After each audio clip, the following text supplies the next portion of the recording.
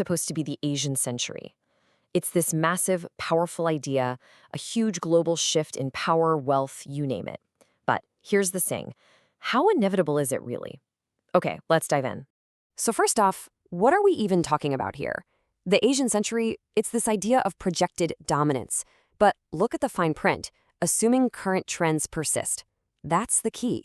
It's a forecast, not a guarantee, and it's all built on the incredible growth we've seen over the last few decades. The whole idea is that this rocket ship is just going to keep on climbing, and in doing so, reshape the world. What's really fascinating, though, is that people have been skeptical about this for a long, long time. I mean, check out this quote from 1988. It's from Deng Xiaoping himself, the guy who basically hit the go button on China's whole economic miracle. Even he was pumping the brakes on the idea way back then, which just goes to show you this has always been a hot debate. To really get why everyone's so hyped, you just have to look at the numbers. Seriously, the economic story coming out of Asia for the past 40 years is nothing short of staggering. So let's take a look at the evidence, the stuff that's fueling this whole prediction. Okay, so here's the headline number. By 2050, and that's not too far away, Asia is projected to make up more than half of the entire world's GDP. Just let that sink in. It's not just a big number. It would be a complete flip of the script, putting Asia back in the dominant economic position it held like 300 years ago. We're talking about reversing centuries of Western economic leadership.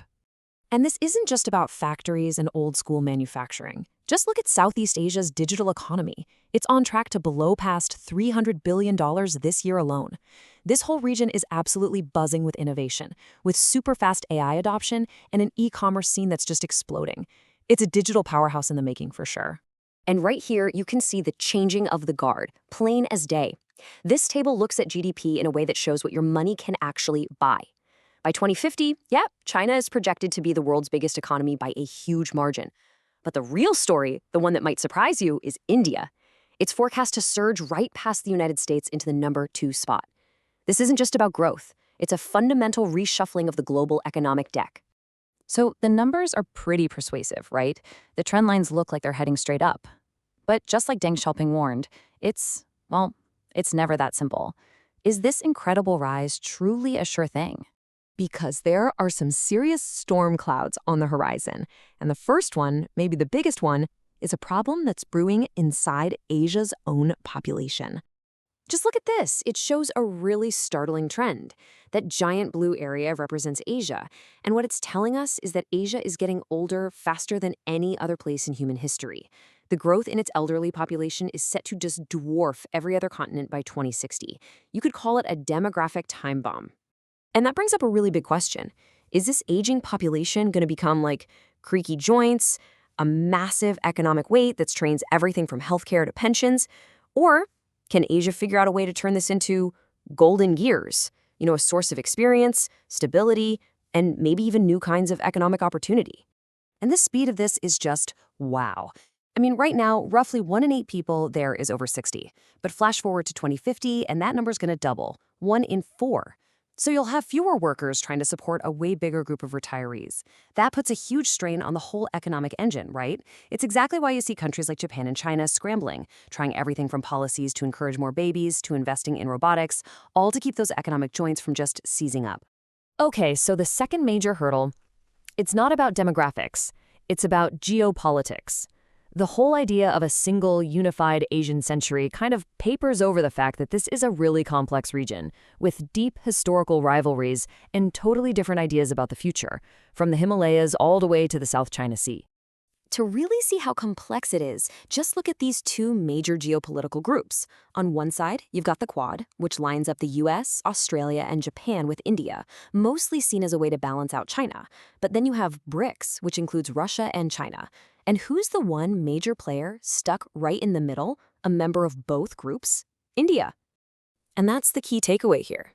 Asia is not one single thing.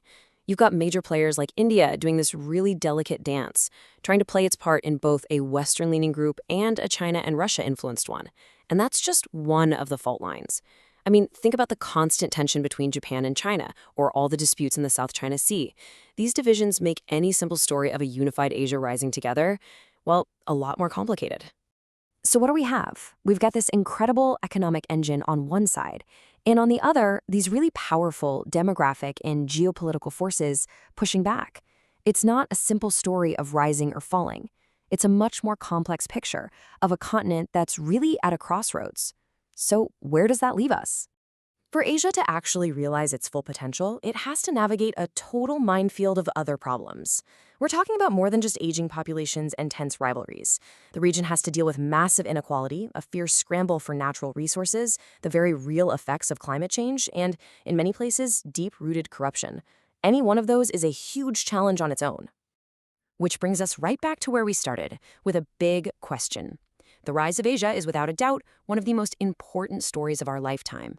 But the final chapter? It is far from written. The potential is absolutely undeniable, but so are the challenges. So the real question is, can the region turn those creaky joints of aging and division into the golden gears of a new, sustainable, and truly dominant century?